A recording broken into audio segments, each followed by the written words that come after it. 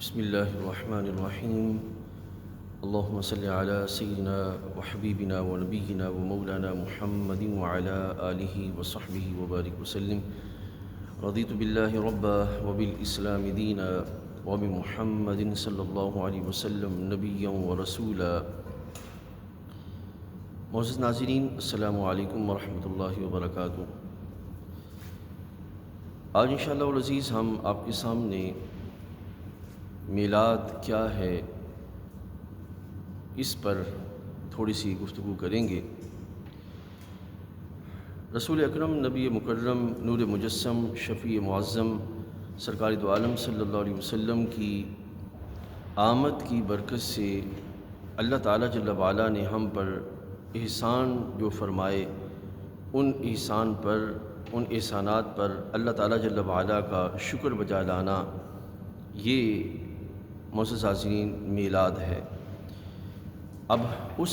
میلاد کی لحاظ سے نبی علیہ الصلوۃ والسلام کی ولادت باسعادت کا تذکرہ کرنا، اس وقت جو کمالات الہیہ کا اظہار ہوا ان کا بیان کرنا، نبی علیہ السلام کے والدین شریفین اور آپ کے عظیم خاندان شریف کی عظمت کو بیان کرنا، نبی علیہ السلام کی آمد کی برکت سے اللہ تعالیٰ کے جو احسانات ہوئے ان کا بیان کرنا، نبی علیہ السلام کی مبارک سیرت، آپ کے اخلاق عالیہ، آپ کے عادات مبارکہ کا بیان کرنا، نبی علیہ السلام کی نبوت و رسالت کی عظمت اور آپ کی رسالت کی جامعیت اور وسعت کا جو ہے وہ بیان کرنا، یہ سارے وہ پہلو ہیں جو کہ رسول کریم علیہ الصلوۃ والسلام کی ولادت باسعادت کے لحاظ سے محفل میلاد میں بیان کیے جاتے ہیں. یہی محفل میلاد ہے. اب اس کی دوسری صورت یہ ہے کہ اس محفل میلاد کے انعقاد کی ایک صورت یہ ہے کہ جیسے کہ نبی مکرم صلی اللہ علیہ وسلم نے روزہ رکھا اس پیر شریف کے دن کو سامنے رکھتے ہوئے کہ اس دن میری ولادت ہوئی، اور اسی طریقے سے رسول اللہ صلی اللہ علیہ وسلم کے اصحاب کا محبوب کریم علیہ الصلوۃ والسلام کی آمد کی صورت میں اللہ کے احسان پر مجلس کی صورت میں بیٹھ کر اظہار تشکر کی صورت میں جو ہے وہ تذکرہ خیر کرنا. اسی طرح حضرات صحابہ رضوان اللہ علیہم اجمعین، ان کا خاص طور پر حضرت عباس رضی اللہ عنہ کا غزوہ تبوک کی واپسی پر رسول کریم علیہ الصلوۃ والسلام کی عظمت اور آپ کی آمد کی برکات کا اظہار کرنا، اور نبی علیہ الصلوۃ والسلام کی مبارک سیرت اور آپ کے مبارک احوال اور عادات اور آپ کی نبوت و رسالت کی جامعیت کا بیان، یہ جو احادیث طیبہ میں سرکار کے فرامین موجود ہیں ان کا بیان کرنا، یہ ساری کی ساری محفل میلاد کی صورتیں ہیں. اب یہ تیسرا پہلو یہ ہے کہ کیا اس کا کہیں قرآن سنت میں تذکرہ موجود ہے. معزز حاضرین، سب سے پہلے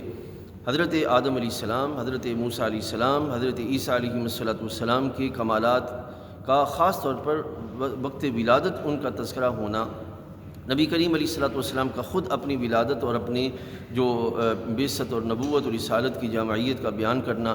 حضرات صحابہ رضوان اللہ علیہ مجمعین کا ان چیزوں کو آگے نقل کرنا، محدثین کا ان کو جو ہے وہ اپنی اپنی کتب میں جو ہے وہ آگے امت کو جو ہے وہ پہنچانا، امت کا جو ہے وہ اس تک جو ہے اس کی رسائی دلانا، اور علماء اسلام کا اس عظیم تذکرے کو تازہ رکھنا ہر دور کے اندر، یہ سارے کے سارے وہ پہلو ہیں جو کہ میلاد شریف کی صورت میں امت کے اندر رائج ہیں، امت کے اندر موجود ہیں. لہذا یہ وہ مبارک عمل ہے کہ جس کو اللہ تعالیٰ جل وعلا نے اپنے فضل سے قبول عامہ عطا فرمایا، اور اس کی نسبت رسول اللہ صلی اللہ علیہ وسلم کی تعظیم اور آپ کی عظمت کی طرف ہے. اللہ تعالیٰ جل وعلا ہمیں صحیح طور پر اس حقیقت کو جاننے کی توفیق عطا فرمائے. السلام علیکم ورحمۃ اللہ وبرکاتہ.